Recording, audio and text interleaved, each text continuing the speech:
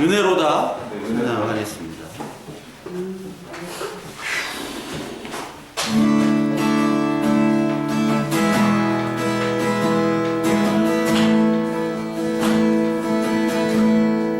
시작됐네 우리 주님의 능력이 나의 삶을 다스리고 새롭게 하네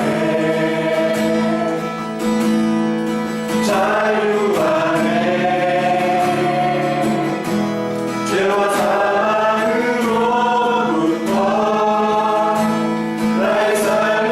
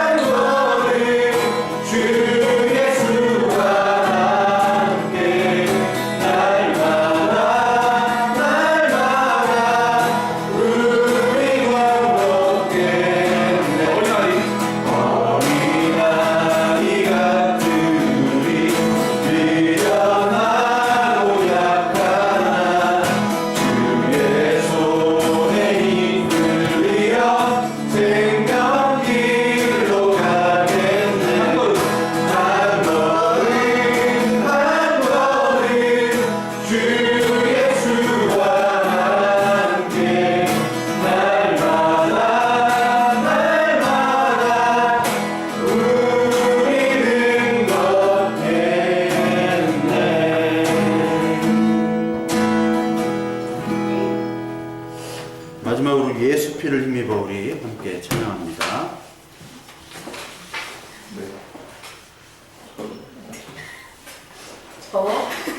내가 하리?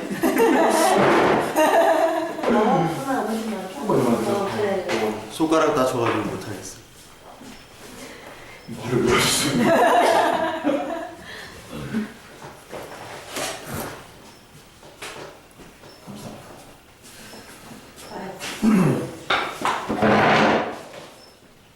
우리 무반주로 합시다 우리.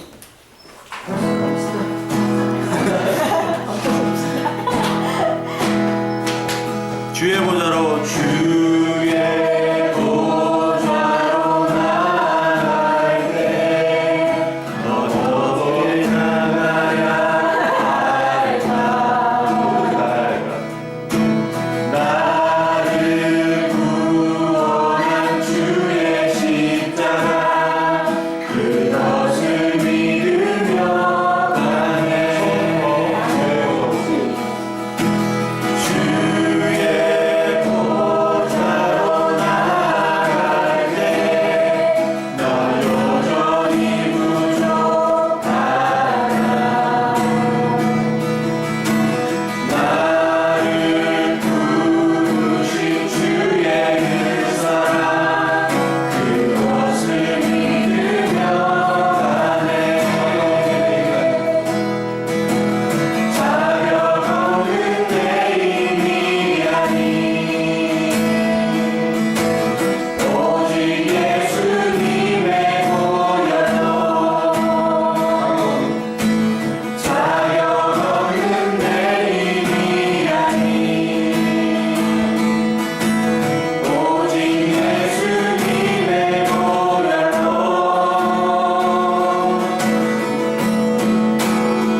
십자가의 보혈 완전하신 사랑 힘입어 나갑니다. 십자가의 보혈 완전하신 사랑 힘입어 예배합니다. 십자가의 보혈 십자가의 보혈 완전하신 사랑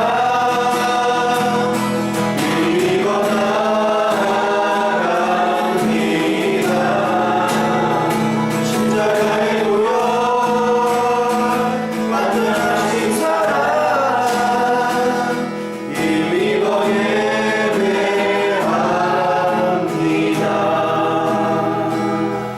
잠시 기도하겠습니다. 하나님, 우리가 야외에 나와서 이렇게 예배 드립니다. 하나님께서 우리 예배를 받아주시고 우리가 하나님을 알 수 있는 은혜를 오늘도 허락하여 주시옵소서. 오늘 교제 가운데 하나님과의 수직적인 교제와 또 성도들의 수평적인 교제 가운데 하나님의 역사하시고 우리가 하나님을 말씀을 통해서 깨닫고 그리고 우리 혼자 어디에 있든지 하나님과 교제할 수 있는 그런 능력과 실력을 우리에게 허락하여 주옵소서. 어떤 상황 속에서도 예배할 수 있는 우리 모든 성도 될 수 있도록 주님이 인도하여 주실 줄 믿으며 우리 주 예수님 이름으로 기도합니다. 우리 성경 말씀을 한절 보고 고린도후서 5장 17절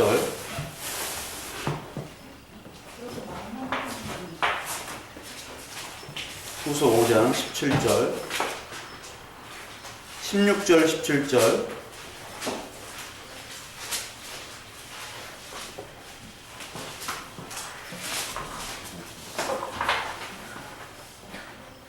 고린도후서 5장 17절만 보겠습니다. 7절만.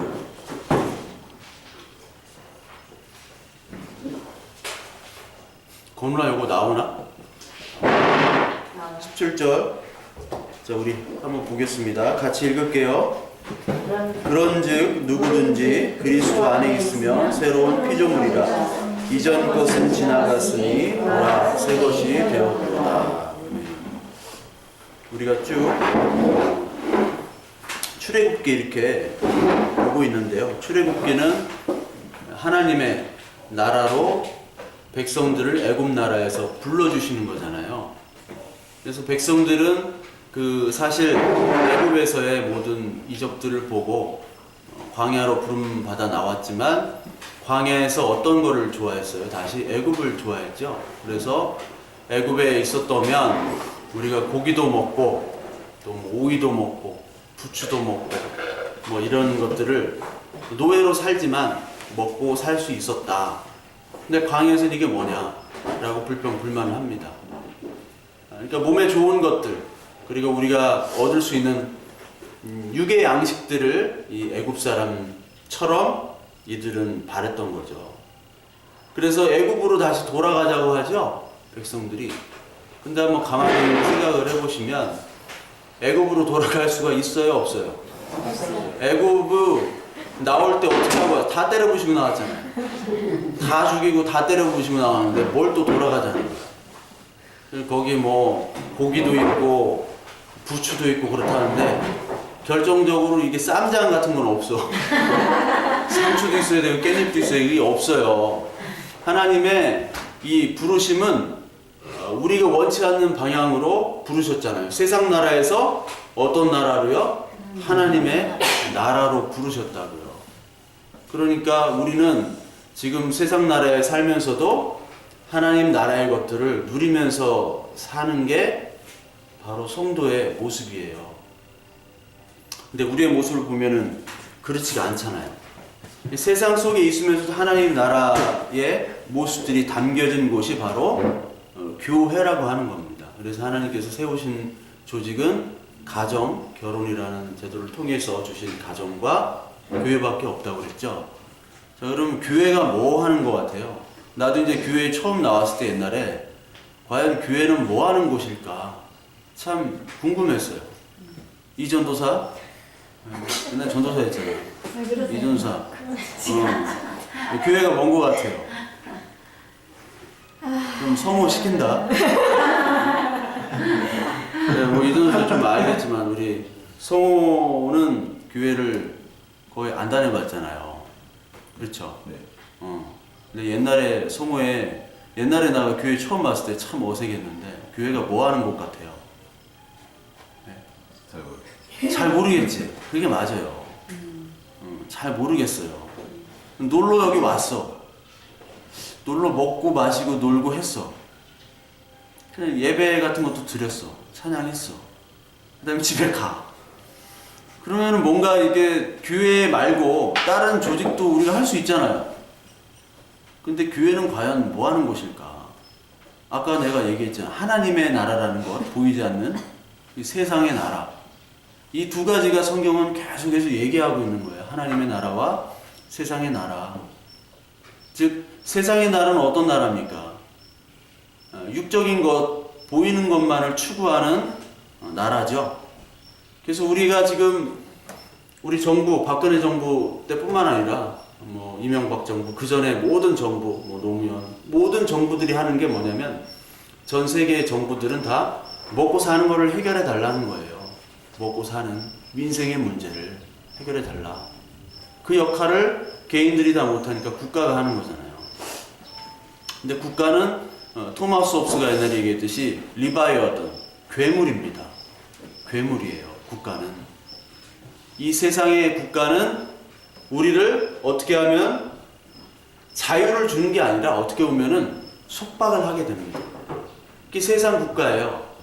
성경에서도 사무엘이 백성들을 통해서 백성들에게 마지막 선지자로서 마지막 그 사사로서 사무엘이 얘기할 때 백성들은 보이지 않는 하나님이 통치하는 것보다 보이는 왕을 달라고 하잖아요. 즉 하나님이 보이지 않는 통치권으로 하나님이 이렇게 다스리는 것을 사람들은 하나님의 백성임에도 불구하고 거부를 하고 보여지는 왕과 제도를 세워달라. 즉 하나님이 구원을 시켜놨고 하나님이 출애굽을 시켜놨지만 그래서 하나님의 나라로 인도를 했지만 이 교회라는 곳이 다시 애굽의 조직과 제도를 그리워하면서 그대로 해달라고 요구하는 장면이고 그것이 바로 이 시대에 저와 여러분들이 속한 교회의 참 모습입니다. 그렇기 때문에 이 교회는 늘 전투와 싸움이 있는데, 그게 뭐냐면 하나님의 나라라는 것을 믿으면서 동시에 우리의 육신은 연약하기 때문에 계속해서 하나님의 나라를 거부하려고 하는 거예요. 그게 바로 죄입니다. 그래서 이 교회에서는 죄를 많이 얘기해요. 응? 죄인이란 소리를 많이 들어요. 교회는 구원이라는 말을 하잖아. 그렇지. 그 죄는 뭔 것 같아요? 우리 객관적인 입장에서 볼 때는 죄. 잘못된 게 뭐예요? 기준이? 응? 잘못했지? 잘못했지? 다음 주 만났거든. 다음 주에 나올 거야, 우리 성우는. 벌써 이름이 성호잖아. 거룩한 이름이다. 성이 낫이에요. 나 성호야.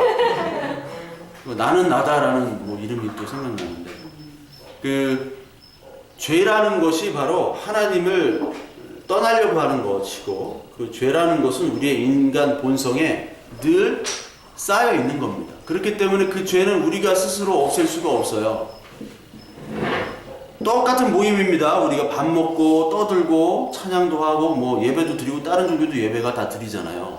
그렇지만 다른 종교는 내가 스스로 이러한 어떤 죄와 벌과 이런 것들로부터 내 스스로 해결할 수 있다라는 거예요. 그게 바로 교만이고 그게 죄입니다. 근데 우리 교회는 그거는 우리가 스스로 해결할 수 없고, 하나님 즉 예수 그리스도께서만이 우리가 원치 않지만 죄악이 없어지는 방향으로 하나님이 이끌어 가신다는 것. 여기에 차이가 있어요. 다른 것과 똑같습니다. 모든 종교가 다 똑같은데 거기서 완전히 갈라지는 거예요. 결정적으로. 그래서 여러분들 제가 하나 오늘 그 소설을 좀 소개시켜 드릴 텐데, 여러분 도스토옙스키의 죄와 벌이라는 소설을 아시죠? 도스토옙스키. 이 도스토옙스키의 죄와 벌을 보면 이 라스콜리니코프라는 그 대학생이 있습니다. 이 죄와 벌은 여러분들 읽어보시면 굉장히 큰 은혜가 돼요. 여기서 모든 그리스도의 복음이 다 나옵니다. 그리스도의 복음이 정말 나와요. 그리고 그 도스토옙스키가 사실은 이 예수 믿는 사람이라고 할지 못할지 모르겠지만 잘 모르겠어요. 뭐 그 사람의 생애를 보면. 근데 이 성경책으로 점을 많이 쳤던 사람이에요. 성경책으로 우리도 점 치는 사람 있죠? 딱 펴가지고 이게 딱 나왔다 하면은 오늘 이렇게 하는 거예요. 진짜 그랬던 사람이에요, 이 도스토옙스키가. 근데 이 도스토옙스키가 처음에 원래 아버지도 의사고 엄마도 선생님이고 이렇게 굉장히 부유한 집안이었는데, 이 사람이 원래 공병 장교로 갔다가 이 사람이 가난한 사람들이라는 어떤 소설을 썼는데 이게 대박이 터졌어요. 그래서 돈을 벌기 위해서 글을 쓰기 시작하는 사람입니다. 그러다가 또 이 사람이 도박에 빠졌네. 도박에 한번 이렇게 배팅을 했는데 이게 잭팟이 터진 거예요. 우리 교회도 타짜들이 있죠? 우리 교회도 타짜들이 있어. 이 고스톱 칠 때 이게 밑장빼기라고, 여기 밑장 여기 놓고 이렇게 하는.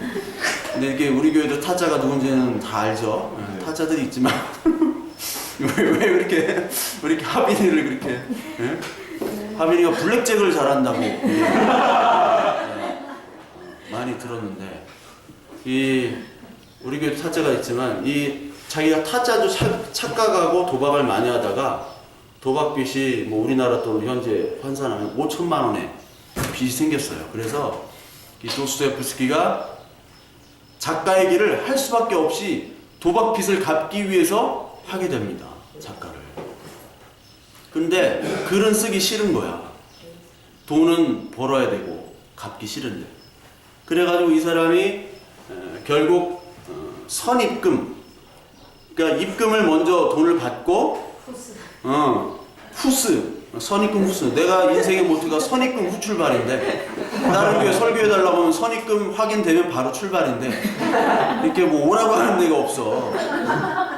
선입금도 안 되고 후출발도 안 되고 제가 뭐 잡지사에 글 쓰는 것도 이게 한 2달 후에 원고료가 나와요. 2달 후에. 이게 인생의 모토가 깨졌는데 하여튼 이게 쓰다 보니까 날짜는 다가오고 쓸 게 없는 거예요. 귀찮고. 그런데 한 여자가 그 도스토옙스키를 굉장히 사모하는 한 여자 25살이나 어린 그 여자가 속기사인데 딱 와가지고 선생님이 그냥 불러주시라고 아무 얘기나 그럼 내가 속기로 쓰겠다고. 그래서 쓴 소설이 도박꾼들이라는 소설이에요. 지가 하는 게 도박밖에 없으니까. 그러니까 인생을 그렇게 산 사람이에요. 도스토옙스키가. 러시아에서는 그 시대의 가장 위대한 예언자라고 하지만 도박이죠. 도박 중독이죠. 거기다가 성경으로 점치죠. 간질병까지 있었어요. 첫째 부인은 폐병으로 먼저 죽고 근데 결국은 25살이나 어린 연하인 속기사 이 여자가 이 도스토옙스키랑 결혼을 합니다. 그래서 그 여자가 병도 고쳐요. 도박 병도 고치고 그리고 낭비벽도 고치고 간질병도 거의 나아져요. 근데 도스토옙스키가 옛날에 시베리아로 끌려가가지고 뭘 했냐면 그 당시 짜르인 니콜라스 2세가 니세의 반체제 혁명에 가담했다는 이유로 사형 선고를 받고 시베리아로 끌려가거든요. 그래서 이제 사형을 당하기 직전에 그 사람이 풀려나요. 도스토옙스키가. 인생의 전환이 되는 겁니다. 그러니까 덤으로 사는 인생을 살게 되는 거예요. 죄와 벌에서 소설 나오는데 그 주인공이 그 죄와 벌에서 도끼로 사람을 2명을 죽이잖아요. 그리고 결국은 시베리아 감옥으로 가는데 자기 얘기를 쓴 거예요. 그것도. 그 주인공 이름이 뭐였죠? 갑자기 잊어버렸네요. 라스콜리니코프. 네, 갑자기 라스콜리니코프가 이 사람이 대학생 휴학생인데 이 사람이 돈이 없어서 휴학을 했고 자기 동생인 두나라는 여동생도 돈이 없어서 휴학을 하다가 결국 돈 많은 노인은 아니고 돈 많은 그 나이 든 남자랑 할 수 없이 결혼을 하게 되는. 그러니까 돈 때문에 지금 사회와 자기의 가정이 지금 제대로 살지 못하고 있는 주인공이 나와요. 우리 얘기 같죠? 돈 때문에 뭐 하기 싫은 일도 해야 되고. 이 세상 구조가 그렇잖아요. 근데 이 라스콜리니코프가 결심을 합니다. 그 전당포 그 노인을 죽이기로. 도끼를 딱 들고 가죠. 도끼로 이마 까라. 도끼로 이마를 까요. 그 주인을.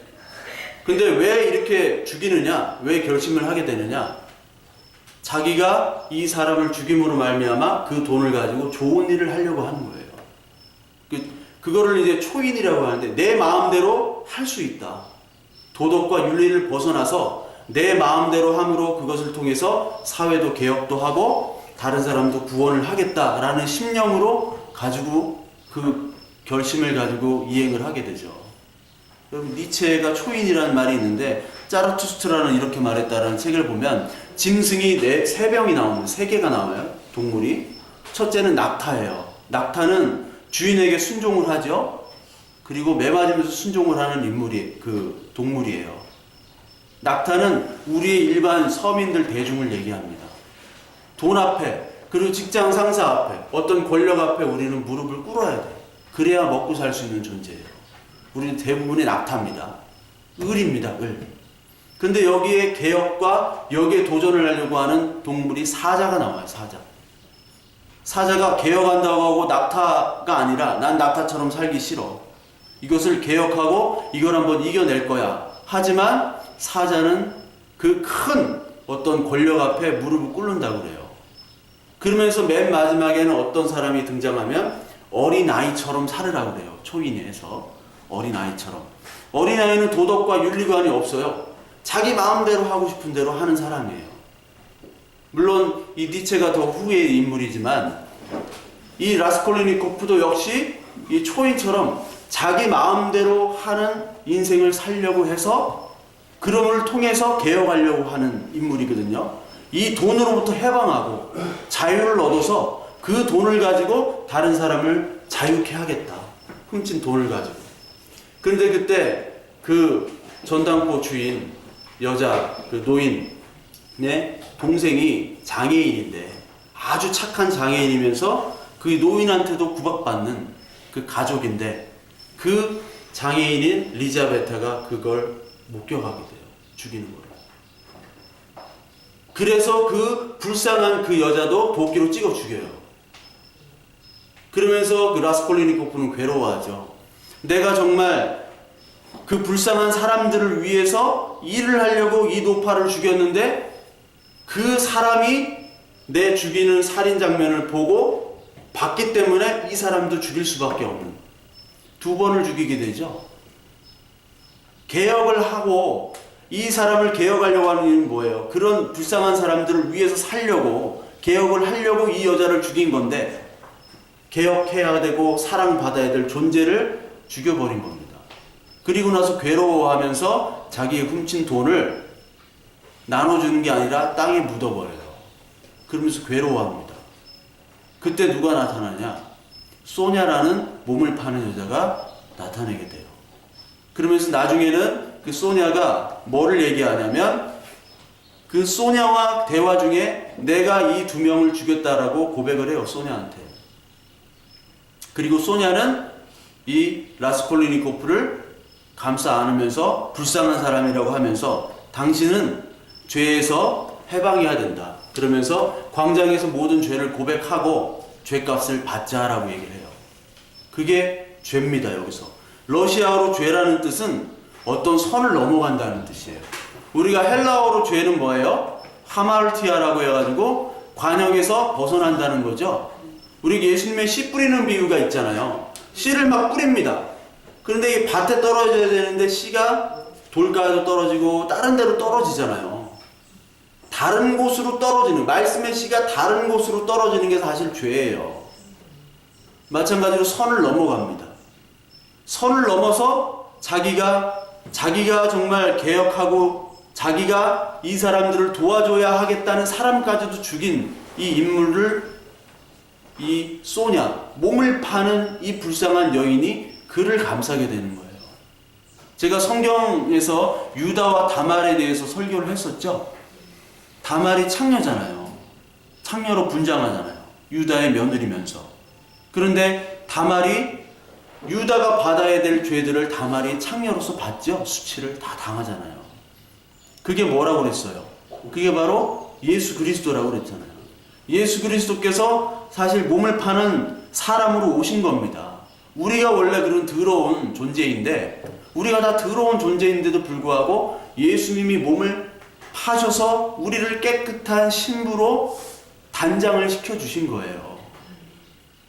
그것처럼 이 소냐를 통해서 하나님께서 구원해 주신다는 의미들을 이 라스콜리니코프는 알게 되고 깨닫게 됨으로 말미암아 옛날에는 헌 피조물, 헌 존재에서 지금 고린도후서 7장 5장 17절의 말씀처럼 새 피조물이 되는 거죠. 새 피조물이. 그럼에도 불구하고 이 라스콜리니코프는 그 시베리아 감방에 가서도 크게 변하진 않습니다. 같이 내가 과연 이 죄를 왜 고백했을까 후회도 하고요. 그런데 마지막에 어떤 얘기를 하냐면, 제가 한번 읽어드릴게요. 어떻게 그런 일이 일어났는지 알 수 없지만 무언가 날 사로잡아 소냐 발에 나의 몸을 던지게 했다. 무언가가 죄를 고백하게 하고 무언가가 소냐를 향해서 내 몸을 던지게 했다라는 거예요. 우리도 마찬가지죠. 무언가인지 몰라요. 우리가 왜 여기 왔는가, 왜 교회에 왔는가 잘 모릅니다. 그런데 우리는 하나님을 알기 원하고 하나님을 믿고 믿기를 원하는 사람들이 여기 모였어요. 그리고 알질 못하지만 하나님 성령의 인도하심 아니면 여기 올 수 없습니다. 사실 저도 그랬고, 저도 친구 따라 술 한잔 하자 하고 갔더니만 거기 교회 처음 갔었어요. 그랬다가 교회에 오게 됐고, 하나님의 인도하심은 그럴 수 있는 거예요. 어떤 방법이든지 하나님은 그걸 사용하셔서 그리스도로 인도하시는 하나님입니다. 그런데 우리는 이 하나님의 나라 공동체에 있으면 세상을 바라보잖아요. 어떤 게 우리의 가장 큰 병이냐면 물론 죄의 짐인 죽음으로 가는 우리가 병이 들었어요. 우리는 다 죽습니다. 근데 죽는 거는 존재를 우리는 깨닫지를 못하죠. 그러면서 동시에 우리는 남의 시선을 의식하는 거예요. 나의 초라한 모습을 보이기 싫어해요. 그래서 우리 5명이 소형차 타고 이렇게 악기 싣고 갔잖아. 괜히 의식을 하는 거야. 다른 사람 쳐다보지도 않아. 근데 나의 이러한 초라한 모습이 누가 볼까 그런 거예요. 저는 런던에서 8시부터 일어나서 일하고 또 학교 갔다가 그 축구 게임 있는 날은 첼시 구장 가가지고 또 일하고 나오면은 12시에 나이트 버스 타고 1시 반에 또 새벽에 와요. 그때는 좋았지. 왜냐면 이게 경험이니까. 나이도 어리고 힘든 줄도 모르고. 그러나 만약 누가 나를 알아보는 사람도 없고. 근데 지금 이 나이에 이 한국에서 그렇게 해봐요. 그러면은 불행하다고 생각하겠죠. 왜? 남들의 시선, 남들의 평가가 있으니까. 우리는 남들의 평가로부터 자유할 수가 없어요. 그렇지만 하나님의 새 피조물은 그거로부터 자유하라는 거예요. 그것으로부터. 왜 자유하지 못하느냐? 교회가 그런 역할을 해야 되는 거예요. 교회는 그런 자유하는 공동체입니다. 남들의 시선으로부터 자유하는. 우리는 잘 살든지 못 살든지요, 뭐 누가 어떻게 생겼든지 장애가 있든지 없든지 상관없이 하나님의 긍휼과 은혜가 필요한 존재예요. 사랑이 필요한 존재고 사랑을 받아야 되는 존재예요. 그 사랑은요, 인간의 사랑은 얼마 못 가요. 저도 경험했지만 인간이 아무리 좋아도요, 같이 지금 손잡니?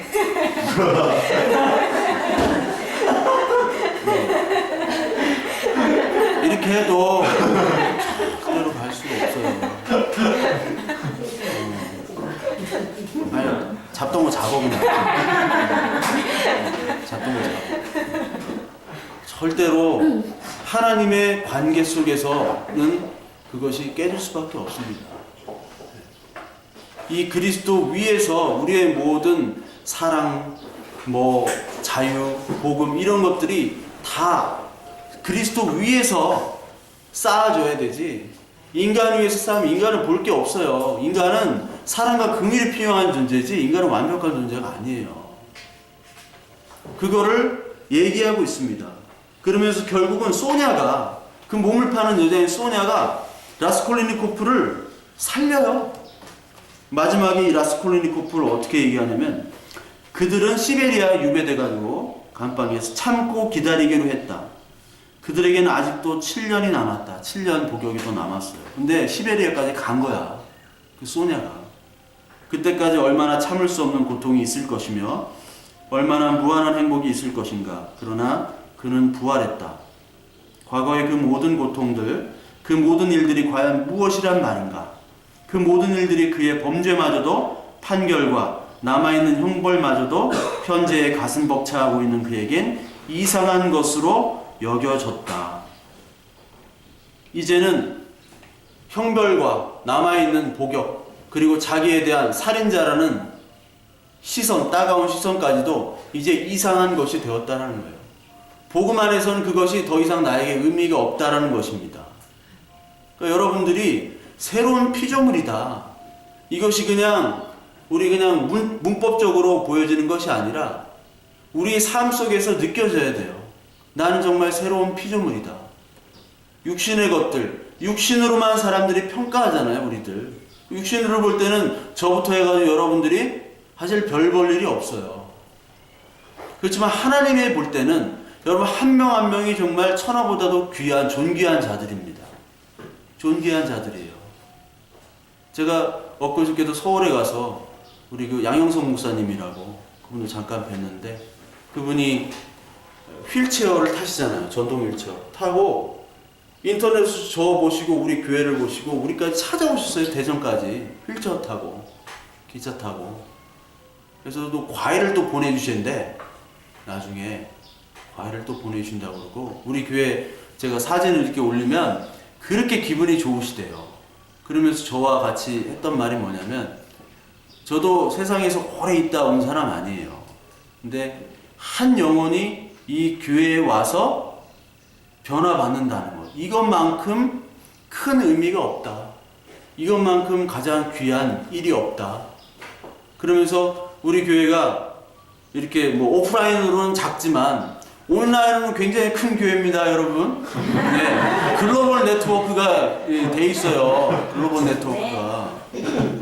어떻게 잡지를 이렇게 제가 3번 글을 써가지고 잡지가 해외로 나가서 저기 전민동에 무슨 아들람 교회라고 있어요. 홈피가 있어요. 거기에 전화가 그렇게 많이 온다고 하더라고.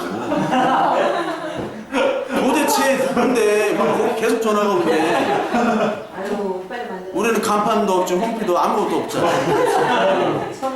개뿔 없는데 아무것도 없는데 우리는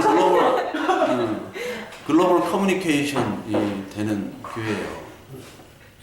그러니까 여러분들 그게 중요한 게 아니라 뭐 교회가 뭐 크고 작은 게 중요한 게 아니라 여러분 한 명 한 명이 옛날에는 보이는 그 세상 나라에만 살고 낙타로 살고 어떻게 하면 개혁에서 사자로 어떻게 하지만 다 깨지는 거예요.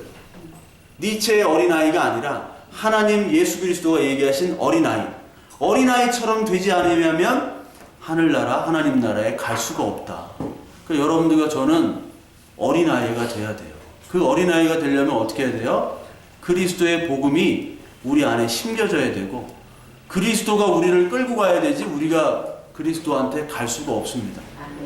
끌고 가는 길은 뭐냐? 우리가 원치 않는 길이에요. 원치 않는 길이야. 내가 원치 않아 이거.